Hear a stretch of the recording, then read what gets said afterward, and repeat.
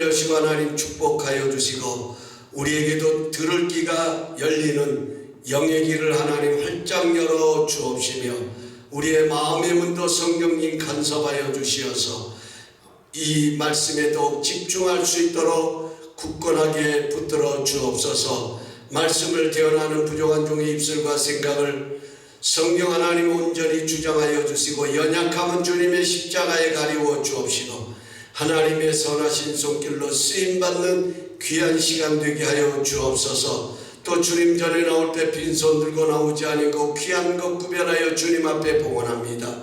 이 예물 속에 담겨있는 우리의 모든 정성과 또 사랑의 마음을 하나님 연락하여 주시어서 우리의 삶 가운데 하나님의 풍성하신 사랑의 열매가 더욱더 가득함을 이뤄갈 수 있도록 역사하여 주시고 주장하여 주옵시며 때를 따라 도우신 은혜로 늘 함께하여 주옵소서. 또한 주타 중에 있는 성도님과 또 그 가정을 하나님 기억하여 주옵시고 모든 범사 속에 더욱 주님의 손이 함께하여 주시어서 늘 하나님의 영광 가운데 승리하는 기쁨의 가정 되게 하여 주옵소서. 오늘 예배 시종일관 우리 성령 하나님께 온전히 의탁 얻고 예수님의 이름으로 감사하며 축복하며 기도하옵나이다. 아멘. 우리는 살아가면서 수많은 결심을 하면서 살아갑니다. 그런데 그 결심 중에서도 가장 위대한 결심은 언제냐면 내가 가장 힘들 때 하는 결심, 내가 가장 어려울 때 갖는 결심이 저는 개인적으로 가장 위대한 결심이다 이렇게 생각합니다. 왜냐하면 그 결심에서부터 그 어려움과 그 고난을 일어설 수 있는 용기를 얻게 되고 힘을 얻기 때문입니다. 오늘은 위대한 결심 세 번째로 주님에게 더욱 붙어 있기로 이런 제목으로 은혜를 나누려고 합니다. 오늘 우리가 함께 읽었던 본문 말씀 요한복음 15장은 우리가 너무나도 잘 아는 포도나무와 가지의 비유입니다. 예수님은 1절에 가서 보면 나는 참 포도나무요 내 아버지는 농부다 이렇게 말씀하고 있습니다. 예수님은 왜 1절부터 이렇게 말씀하고 계실까요? 그것은 역할의 중요함 때문입니다.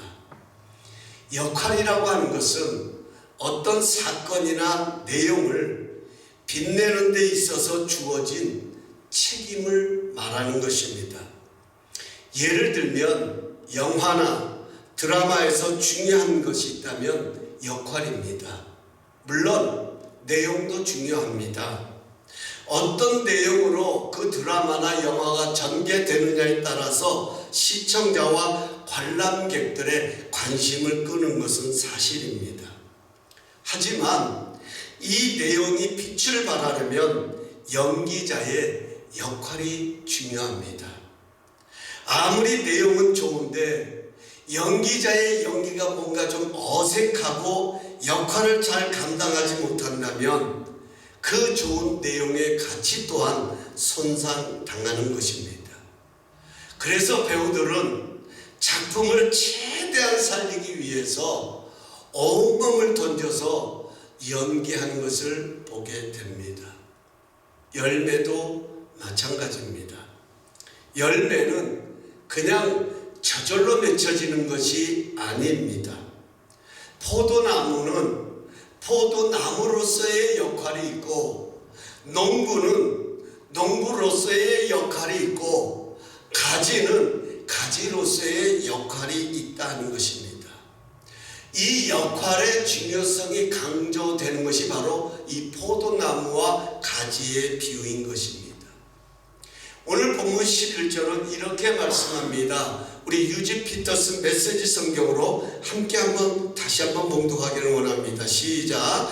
내가 이것을 너희에게 말하는 것은 한 가지 목적 때문이다. 그것은 나의 기쁨이 너희 기쁨이 되게 하고 너희 기쁨이 온전히 성숙하게 하려는 것이다. 아멘. 여기 가서 보면 나의 기쁨이 있고 너희 기쁨이 있다 하는 겁니다. 예수님께서 이 비유를 말씀하신 목적은, 이 비유를 말씀하시면서 예수님께서 갖고 계시는 바람이 있다고 하면 열매입니다. 열매. 가장 중요한 것은 열매입니다. 우리 안에 주님이 주시는 기쁨의 열매, 사랑의 열매, 믿음의 열매, 소망의 열매, 수고의 열매, 겸손의 열매, 희생의 열매 등등 수많은 열매가 우리 안에서 온전하게 자라가기를 원하셔서 이 비유를 우리에게 들려주고 계신다고 말씀하고 있습니다. 중요한 것은 이 열매를 맺기 위해서 중요한 것이 있다면 하나님의 역할과 나의 역할을 잘 구분해야 한다는 것입니다. 주님의 역할과 내가 해야 할 역할을 잘 구분할 줄 아는 것, 이것이 바로 건강한 신앙생활이다 하는 것입니다. 우리가 종종 믿음 생활을 하면서 범하는 실수가 있습니다. 그것은 상황에 따라서 하나님의 역할까지 감당하려는 그런 조급함이 우리 안에 자리할 때가 있다 하는 것입니다. 한 가지 예를 들면 염려를 들을 수 있습니다. 염려. 아마 여러분 염려 그러니까 아니 왜 염려가 역할을 하나님 역할까지 내가 감당하는 것이지? 이렇게 의아해하실 수 있는데 예수님이 하신 말씀을 가지고 제가 설명을 드릴 테니까 잘 들어보시기 바랍니다. 여러분 우리가 살아가면서 염려거리는 항상 있게 마련입니다. 마태복음 6장에 가서 보면 예수님께서 하신 교훈처럼 무엇을 먹을까? 무엇을 마실까? 무엇을 입을까라는 이 표현처럼 꼭 있어야 할 것들이 부족하고 떨어져 가면 불안하고 어떻게 해야 하나 하는 걱정거리가 자리 잡는 것이 우리의 마음이에요. 우리의 삶이에요. 어쩌면 자연스러운 감정이다 이렇게까지 표현할 수 있습니다. 그런데 예수님은 염려하지 말라라고 말씀합니다. 염려하지 말라라고. 여러분 이런 예수님의 말씀을 들으면 괜히 내 안에서 반항 같은 질문이 생깁니다. 여러분 이 세상에 염려하고 싶어서 염려하는 사람이 어디 있겠습니까? 아니요. 나도 염려하지 않고 살고 싶습니다. 염려 없는 세상을 살고 싶고 염려하지 않는 그런 인생을 살고 싶습니다. 하지만 수입은 줄어가고 쌀통에 쌀은 떨어져 가는데 어떻게 염려하지 않을 수 있냐는 거예요. 어떻게 걱정하지 않을 수 있냐는 것입니다. 염려가 내가 염려하지 말아야지 한다고 해서 멈출 수 있는 것인가? 묻고 싶을 때가 있습니다. 하지만 예수님께서 그럼에도 불구하고 염려하지 말라라고 말씀하신 이유는 아주 중요한 진리를 이 마태복음 6장에서 산상수훈을 통해서 주님은 가르쳐주고 계시기 때문에 그렇다는 것입니다. 여러분 우리가 성경을 읽을 때에 아주 조심해야 하는 것 중에 하나는 성경을 한 문장만을 읽고 그것으로 해석하려고 하는 것들을 굉장히 조심해야 합니다. 우리가 그 성경을 읽다 보면 왜 예수님께서 이렇게 말씀하셨을까? 왜 성경은 이렇게 이야기하지? 한 문장을 읽다가 문득 내 안에 그런 마음이 때로는 그런 질문이 생길 때가 있어요. 그럴 때는 그 문장만을 묵상하면 안 됩니다. 그 문장만을 보지 말고 그 앞에 뒤에 문맥을 처음부터 끝까지 읽어봐야 돼요. 그래야 이게 성경 서로 연결되어서 이래서 이런 말씀을 하시는구나 하는 것을 깨달을 수가 있습니다. 우리가 너무나도 잘 아는 이 마태복음 6장이 바로 그런 내용 중에 하나입니다. 무엇을 입을까? 무엇을 마실까? 무엇을 먹을까? 이건 우리가 살아가면서 꼭 있어야 할, 우리가 염려할 수밖에 없는 그런 조건들이에요. 그런데도 예수님이 염려하지 말라고 말씀하신 그 이유는 앞에와 뒤의 문맥을 끝까지 읽어보면 예수님이 이래서 이런 말씀을 하셨구나 하는 것을 깨달을 수가 있습니다. 예수님께서 염려하지 말라고 말씀하신 이유 첫 번째는요, 이것이 너희에게 있어야 할 것을 하나님이 아신다 하는 것입니다. 예수님은 지금 이것을 강조하시는 거예요. 그래서 염려하지 말라고 말씀하신 거예요. 너희는 지금 무엇을 먹을까 입을까 마실까 염려하지만 너희에게 이것이 있어야 할 것을 하나님은 알고 계신다. 여러분 한번 우리 놓고 생각해 보십시다. 뒤집어서 우리의 모든 상황을 하나님이 아신대요. 자, 그거면 되지 않겠습니까? 그거면 끝난 것 아니겠습니까? 그것이 가장 중요한 것이 아니겠습니까? 하나님이 알고 계신다는 것.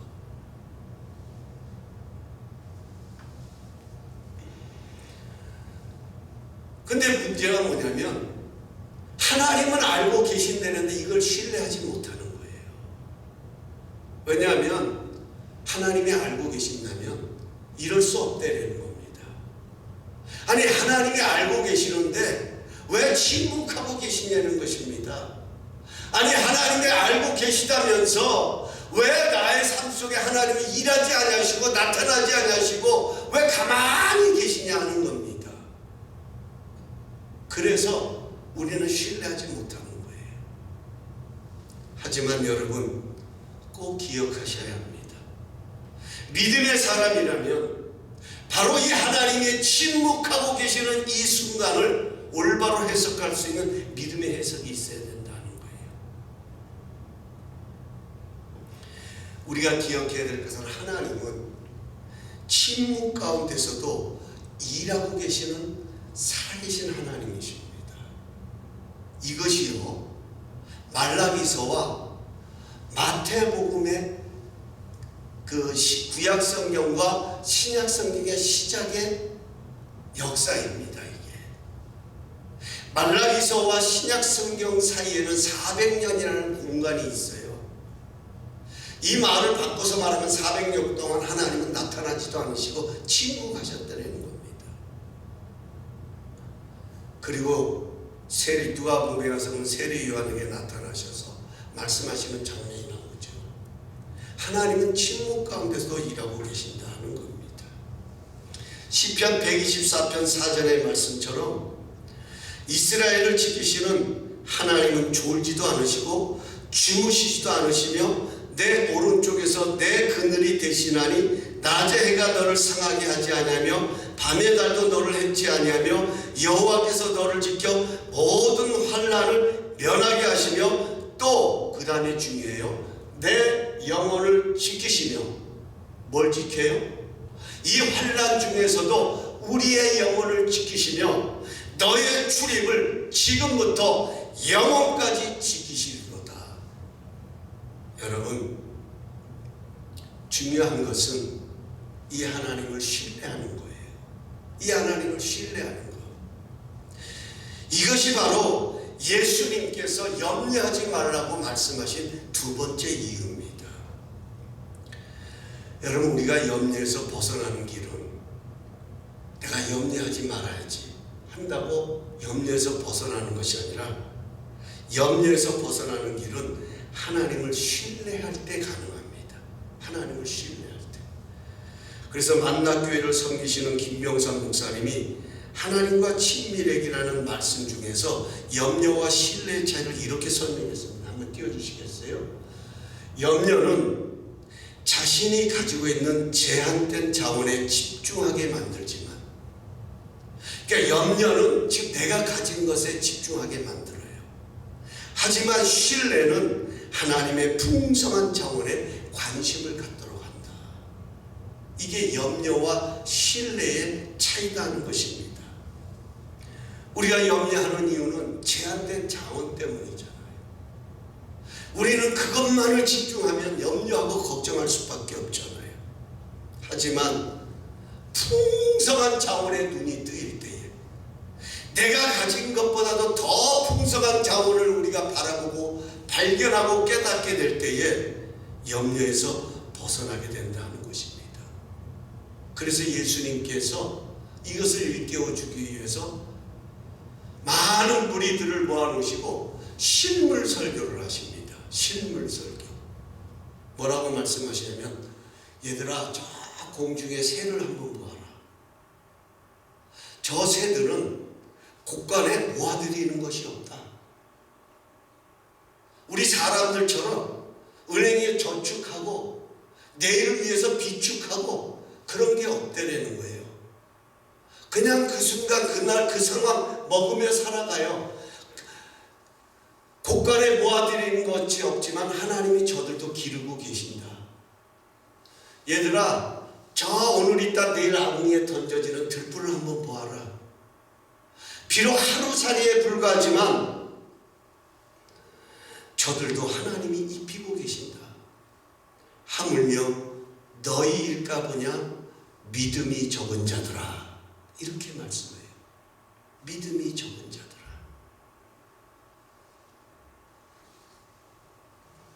그러면서 주님이 하시는 말씀이 뭐냐면, 너희는 먼저 그 나라와 그의 의를 구하라. 그리하면 이 모든 것을 더하여 주시리라. 여기 중요한 단어가 뭐냐면 더하여 주신다는 거예요. 그러니까 내가 생각한 것보다도 플러스의 은혜가 있다 하는 겁니다. 이게 하나님 나라의 신비인 거예요. 이게 하나님의 나라와 하나님의 의를 구해야 될 가장 중요한 이유다 하는 것입니다. 여기 우리가 오해하면 안 됩니다. 먼저 그 나라와 그의 의를 구하라 그러면 그저 대충 살아가도 된다는 그런 이야기가 아닙니다. 뭐 그리 악착같이 열심히 살 필요가 없다, 이런 뜻도 아닙니다. 너희는 그냥 아무것도 하지 말고 무조건 하나님의 나라와 하나님의 의를 구하라, 이런 뜻도 아닙니다. 지금 주님이 말씀하신 포인트는 우선순위예요. 염려할 수밖에 없는 상황 속에 뭐가 우선이 돼야 되는지를 주님이 가르쳐 주시는 거예요. 그래서요, 여러분, 먼저 그 나라와 그의 의를 구하는 그런 우선순위가 있는 사람들의 삶을 들여다보면요, 절대로 대충 살지 않습니다. 하나님을 우선으로 하고 하나님의 나라를 신뢰하는 사람들은요, 하루를 살아도요 멋지게 살아갑니다. 소중하게 살아갑니다. 가치 있게 살아갑니다. 왜요? 하나님의 나라를, 하나님의 다스림을 하나님 앞에서 살아가기 때문에. 이제 우리가 다음 주를 나누겠지만 우리가 위대한 결심, 어렵고 힘들수록 우리가 가져야 할 결심이 또 하나가 있는데, 그것이 바로 뭐냐면 의인으로 살아가야 돼요. 의인으로 살아가기를 힘써야 된다는 거예요. 우리는 의인 그러면 뭐 도덕적으로, 윤리적으로 뭐 실수도 없고 잘못한 이런 것이 아니에요. 의인은 그런, 이 세상에 그런 사람은 하나도 없어요. 지금 이 말씀을 전하고 있는 저도요, 실수합니다. 저도요, 제 마음속에 누군가를 미워하고 때로는 시기하기도 하고 질투하기도 하고 원망하기도 하고 불평하는 그런 마음들이 자리할 때도 있어요. 어느 누구가 나는 깨끗합니다라고 말할 수 있겠냐는 거예요. 그런 가운데서도 도대체 의인이 뭐냐 하는 겁니다. 우리는 그 의인으로 살아야 된다는 것이죠. 여기 먼저 그 나라와 그의 의를 구하라. 그리하면 이 모든 것을 너희에게 더하시라는 이 말씀은 지속적으로 하나님을 바라보고 우리의 일상 가운데 역사하시는 하나님을 기대하고 살아라 하는 뜻인 거예요. 하나님을 기대하고 살아라. 그 유진 피터슨 메시지 성경은 이 구절을 아주 이렇게 잘 표현했습니다. 우리 함께 한번 봉독하십시다. 시작. 우리 한번 봉독할까요? 시작. 너희는 하나님이 실체가 되시고 하나님이 주도하시며 하나님이 공급하시는 삶에 흠뻑 젖어 살아라. 뭔가 놓칠까봐 걱정하지 마라. 너희 매일의 삶에 필요한 것은 모두 채워주실 것이다. 하나님께서 바로 지금 하고 계시는 일에 집중하여라. 내일 있을지 없을지도 모르는 일로 동요하지 마라.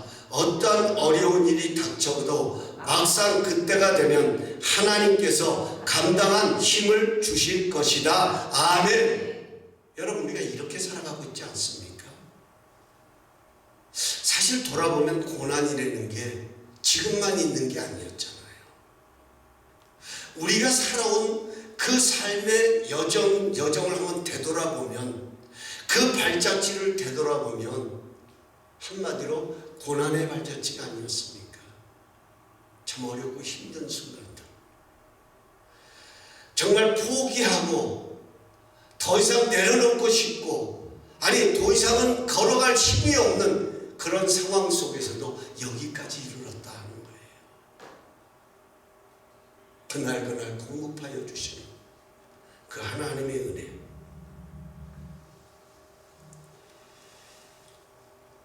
왜 우리가 염려할까? 그렇다면 우리는 이런 하나님을 믿고 있는데 왜 염려하냐면, 예수님이 이 말씀을 하신 가장 중요한 이유가, 이 말씀을 하시기 그 앞에 뭘 얘기를 하시냐면, 하나님과 재물을 겸하여 섬길 수 없다라는 말씀을 먼저 하세요. 그리고 이어서 하실 말씀이, 그러므로 너희는 무엇을 먹을까 입을까 마실까 염려하지 말라. 이 말씀이 시작됩니다. 우리에게는 재물과 하나님을 겸하여 섬기는 두 마음이 있다는 거예요. 재물을 하나님같이 섬기는 마음이 있어요. 이 재물만 있으면 내 인생의 모든 것이 정말 기쁘고 행복하고 모든 것을 누리고 모든 것이 나를 정말로 행복하게 할 것만 같은, 마치 그것이 하나님 같은, 내 영원한 세계를 책임질 것 같은, 내 일생을 책임질 것 같은 그 재물이라고 하는 것이 하나님같이 내 안에 자리하고 있다는 거예요. 그래서 우리 예수님께서 그 다음에 가서 보면 둘 중에 뭐라고 말씀하시고, 어느 거 하나가 덜 중요하면 하나는 버릴 수 있는데, 이렇게 기록하고 있어요. 나중에 집에 가서 한번 읽어보세요. 마태복음 6장 24절 이하에 나오는데 한번 꼭 찾아 읽어보세요. 예수님 너무 중요한 말씀을 하시는데 우리 마음이 정말 그래요. 여러분, 재물이 하나님이 되면요, 진짜 하나님은 버릴 수도 있어요. 그런데 이 재물이 영원하지 않냐고, 내게 진정한 행복이 아니냐고, 정말 이 재물이 내 일생을 책임져 주는 것이 아니라 어느 날 어느 순간에 나도 모르게 내게서 왔다가 훌쩍 떠나가 버린 무가치한 것이 재물이라는 걸 알면 얼마든지 그 재물도 버릴 수 있는 게 우리의 마음이다 하는 거예요.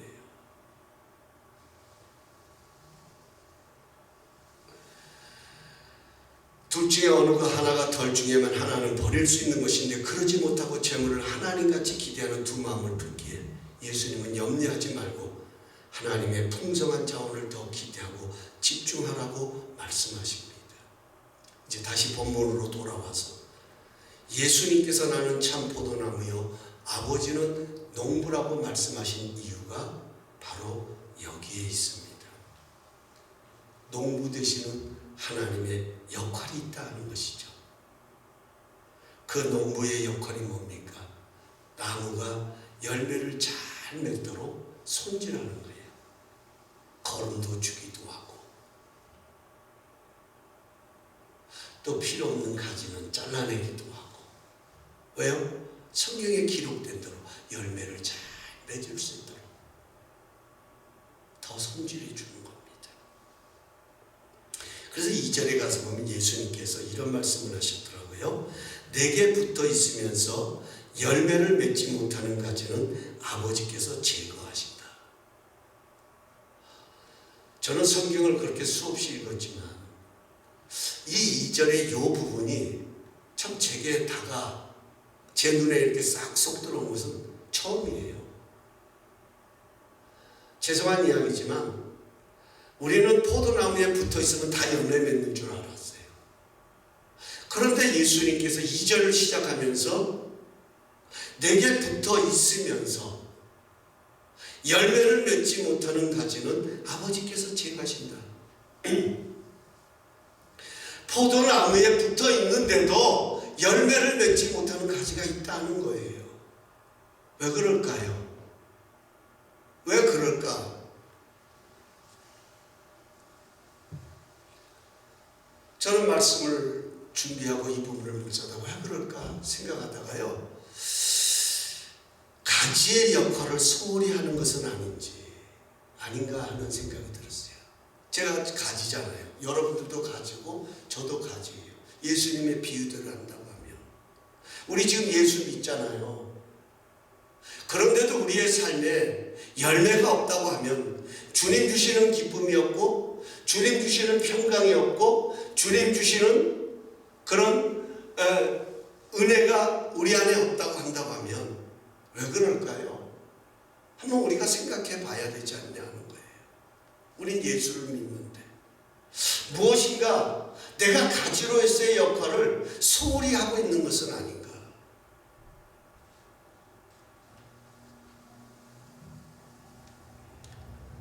다시 말하면 열매는 그냥 붙어있다고 맺혀지는 것이 아니라 역할을 잘 감당해야 된다는 겁니다.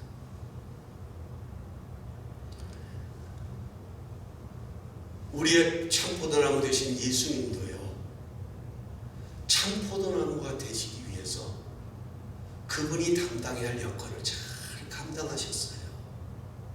우리가 아는 것처럼 성경을 읽어보면 그 중에 하나가 뭐냐면 예수님은 끊임없이 농부 되시는 하나님 아버지의 손길을 필요로 했다는 겁니다. 그래서 항상 성경에 보면 사복음서에 가서 보면 예수님은 한적한 곳을 찾아 하나님을 대면했어요. 하나님께 나가 기도하셨어요. 이른 아침 매일같이 새벽 미명에 예수님이 제일 먼저 하신 것이 뭐냐면 새벽 미명에 한적한 곳에 찾아가서 하나님께 간구했어요. 뭘 간구했을까요? 예수님의 일생에 얼마나 많은 핍박이 있었고 얼마나 많은 조롱이 있었고 또 얼마나 많은 사람들이 예수님의 기적을 보면서 저분을 왕으로 삼아야 되겠다라고, 예수님이 이 땅에 오신 목적은 그것이 아닌데 예수님을 칭송하려고 하는 세상적인 방법으로 예수님을 세우려고 하는 그런 유혹도 있기도 하고 여러 가지 마음들이 예수님 앞에 자리 잡았지만 주님은 그럴 때마다 하나님께 나가서 하나님과 대면하면서 하나님의 도우심을 받고 하나님의 손길을 경험하고 하나님이 공급받으시는 새로운 생명의 능력을 공급받으셔서 예수님은 그 생명을 이 세상에 나눠주셨다 하는 겁니다. 그래서 예수님은 가지된 우리를 향하여 오늘 뭐라고 말씀하시냐면 내 안에 거하라. 그러면 나도 너희 안에 거하리니, 이렇게 말씀합니다. 오늘 우리가 해야 될 결심이 바로 뭐냐면 예수님 안에 거하기를 결심해야 돼요. 어렵고 힘들수록 내가 예수를 믿기는 믿는데도 내 삶에 열매가 없다면 다시 한번 우리의 삶을 돌아보면서 더욱 예수님 안에 머물기를 힘쓰는 결심의 시간이 되어야 된다는 겁니다. 왜냐하면 예수님께서 이 비유를 말씀하신 목적이 열매이기 때문이에요. 책망이 아니라, 지적하시는 것이 아니라, 정죄하시는 것이 아니라, 이런 내가 다시금 예수님 안에 거함으로 풍성한 열매를 맺기를 원하시는 것이, 내가 너에게 이것을 이름은 나의 기쁨이 너희 안에 있어 너희 기쁨이 더 풍성하기를 원한다는 예수님의 중심이 담겨있기 때문에 그렇다는 것입니다. 여러분, 우리는 힘들수록 기도로 예수님 안에 거해야 합니다. 하나님이 이루실 일이 있기에, 하나님이 이런 상황 가운데도 이루어가실 계획이 있음을 기대하기에 이 일이 이루어지기를 계속 기도하며 머물러야 있어야 한다는 것입니다. 말씀으로 주님께 연결되어 있어야 합니다. 여러분, 나무 입장에서 보면요, 저 나무들이 자라날 때 보면 그냥 평안하고 비바람도 없고 그런 좋은 날씨 속에서 자라는 게 아니라 나무는 비바람을 맞으면서 자라간다 하는 거예요. 비바람. 여러분, 나무 입장에서 보면 이 비바람은 참 견디기 힘든 겁니다. 더군다나 가지는 더 힘들어요. 가지는. 나무는 그래도 뭔가 이렇게 좀 듬직하지 않습니까? 뿌리가 깊이 땅에 박혀 있으니까 쉽게 넘어지지 않지만 이 가지는 앙상한 가지일수록 비바람이 몰아치면 쉽게 끊어질 수도 있고 부러질 수도 있고 좀 흔들리기도 하고, 이게 나무잖아요. 하지만요, 이처럼 나무 입장에서 비바람은 견디기 힘든 것이지만 나무는 이 비를 맞으면서 더 푸르게 성장한답니다. 더 푸르게 성장한대. 비를 맞으면서. 반대로 말하면 비가 없으면 더 앙상해지는 거예요. 더 말라비틀어지는 거예요. 바람을 맞으면서 앙상한 가지는 더 튼튼하게 나무에 붙어 있는데, 비바람이 몰아칠수록 그 나무에서 꺾이지 않기 위해서 가지는 나무로부터 그냥 영양분을 흡수하고 빨아들이고 그 비바람 속에서 버텨내기 위해서 나무로부터 막 영양분을 빨아들인다는 겁니다. 그래서 가지가 버티는 거예요. 가끔 가다 보면 비바람에 꺾인 가지들 보십시오. 이 가지들은요, 앙상에서 꺾인 게 아니에요. 가느다라에서 꺾인 게 아니라 썩어서 꺾였어요. 썩어 있기 때문에 썩은 부분이 부러진 거예요. 여러분, 우리도 마찬가지입니다. 주님께 접붙어 있을 때 주님의 능력이 내게 흘러들어오므로 어디로 가든지 이기게 하시는 하나님의 능력을 입을 수 있다는 겁니다. 아마 여러분들도 들었을 법한 이야기인데 제가 한번 여러분들에게 나누려고 합니다. 어느 교회학교 유년부 학생이 있었습니다. 그 아이는 겁도 없이 야심한 밤에 귀신이 자꾸 출몰한다는 공동묘지를 지나가게 되었습니다. 교회를 다니는 아이였기에 담대하게 그리고 호기심에 차서 이렇게 중얼거리면서 지나갔다고 합니다. 귀신이 세상에 어디 있어? 귀신이 세상에 어디 있어? 그런데 이게 웬일입니까? 진짜 귀신이 눈앞에 나타나는 게 아닙니까? 귀신이 어디서 오는데 진짜 귀신이 눈앞에 나타난 거예요. 순간 선생님의 이야기가 번뜩 떠올랐습니다. 선생님이 평소에 친구들 귀신이 나타나면 찬양을 크게 부르세요. 그러면 귀신이 도망가요. 그런데 찬양을 부르려고 하는데 무엇을 불러야 할지 그때 생각난 것이 매주일 새로운 친구들이 올 때마다 불렀던 찬양이었습니다. 그래서 귀신을 향해 두 손을 쭉 뻗고는 찬양을 부릅니다. 당신은 사랑받기 위해 태어난 사람, 당신의 삶 속에 그 사랑받고 있지요. 근데 이게 끝이 아니에요. 당황한 귀신이 계속해서 듣다가 감동을 하며 눈물을 흘립니다. 그리고는 이렇게 답을 합니다. 감사해요. 깨닫지 못했었는데 내가 얼마나 소중한 존재. 제가 지난주에 어느 목사님 설교 듣다가 이 얘기를 하는데 얼마나 웃었는지. 여러분, 참 어떻게 보면 바보 같은 이야기고 어처구니 없는 우스개 이야기 같지만 저는 우리에게도 이러한 순수한 신앙이 있었으면 좋겠다 하는 마음이 제 안에 자리했어요. 얼마나 순수합니까? 이 아이의 마음이.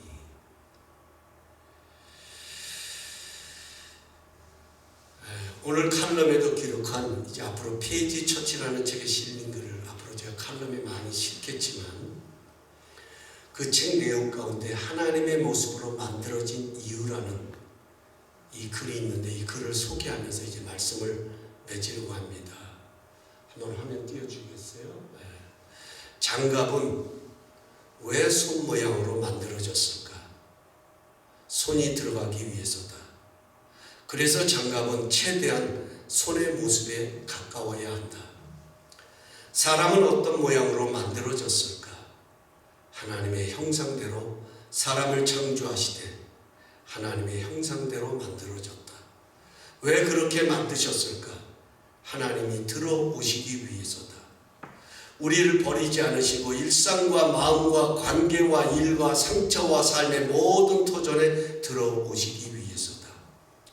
장갑은 손이 들어가기 전까지 아무것도 못한다. 손이 들어가는 순간 물건을 들 수 있고 방향을 가리키고 서로의 손을 잡을 수 있게 된다. 장갑에 없는 힘과 능력이 손에 있기 때문입니다. 그래서 목장갑은 건물을 짓고 고무장갑은 집안일을 하고 라텍스 장갑은 수술을 할 수 있게 된다. 각자의 지음받은 목적을 이루게 된다. 하나님은 우리가 그분과 같은 생각, 같은 마음, 같은 모습으로 살기를 바라신다. 우리와 같이 살기를 원하시기 때문이다. 힘들고 지친 일상 속으로 흔들리고 넘어지는 믿음의 여정 속으로 삶의 모든 순간 속으로 들어오셔서 우리와 함께 살며 힘을 주시고 꿈을 이루게 하시고 하나님 나라에서 살기를 원하시기 때문이다. 그 다음이 중요합니다. 하나님 담음은 하나님 닮음으로 이룬다. 닮을수록 담아지고 담을수록 닮아진다. 그렇습니다. 우리가 하나님의 형상으로 지음받은 이유는 우리 안에 하나님을 담기 위함입니다. 우리가 하나님을 우리 가운데 담기 위해서 해야 하는 역할은 더욱 주님께로 붙어 있기로 결심해야 합니다. 그래서 요한복음 16장 33절에 예수님은 이렇게 말씀하십니다. 우리 함께 봉독할까요? 시작. 이것을 너희에게 이루는 것은 너희로 내 안에서 평안을 누리게 하려 함이니라. 세상에서는 너희가 환난을 당하나 담대하라. 내가 세상을 이기었노라. 아멘. 여기 가서 보면 세상에서는 너희가 환난을 당하나 이렇게 말씀합니다. 너희가 예수를 믿기 때문에 환난을 피할 것이다 이렇게 말하지 않습니다. 너희가 나를 믿기 때문에 환난이 너희에게서 비켜갈 것이다 이렇게 말씀하지도 않습니다. 당할 것이다. 왜요? 이 세상은 환난이 많은 세상이기 때문에 염려할 수밖에 없고 걱정할 수밖에 없는 세상이기 때문입니다. 이 세상은 환난에 노출되어 있습니다. 하지만 이런 환난이 많은 세상 가운데서도 우리가 담대할 수 있는 것은 예수님이 세상을 이기셨기 때문에 그렇다는 것입니다. 그렇습니다. 왜 우리가 포도나무 되시는 예수님께 접붙여 있어야 합니까? 우리는 예수님이 우리 가운데 와 계시기 때문에 환난을 이길 수 있기 때문에 그렇다 하는 것입니다. 왜 어려움이 찾아옵니까? 그 그 어려움은 우리가 홀로가 아니라 예수님이 우리 안에 와 계심을 확인하기 위해서 때로는 여러 가지 시험을 우리에게 허락하실 때도 있다 하는 것입니다. 우리가 주님을 신뢰할 때 주님도 우리 안에 머물고 계신다고 약속하셨습니다. 그러므로 지금은 우리가 더욱 주님께로 붙어 있기를 결심해야 할 때입니다. 이번 한 주간 이 믿음의 싸움을 싸우는 승리의 주간으로 만들어 가십시다. 상황은 어렵고 염려할 수밖에 없지만 이 모든 염려를 아시는 하나님을 신뢰함으로 더욱 그 주님께 붙어 있기로 결심하고 결단하는 그런 주간으로 만들어 가십시다. 염려의 상황을 섬기지 말고 염려의 상황 속에 묶임을 당하지 말고 더욱 주님 안에 머물기로 결단하는 그런 시간으로 만들어 가십시다.